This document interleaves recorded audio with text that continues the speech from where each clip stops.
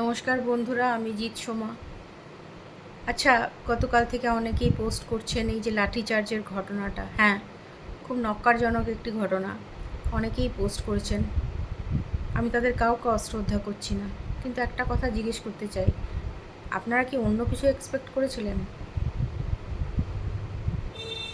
আমি তো অনেক দিন ধরেই ভয়ে মরছি যে কবে এইরকম একটা ঘটনা শুনবো।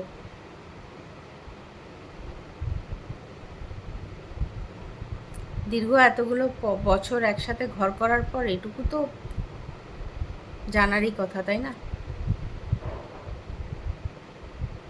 যে এইরকম একটা ঘটনা ঘটবে।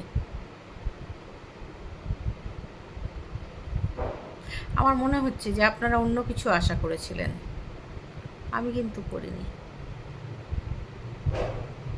ভালো থাকবেন সবাই।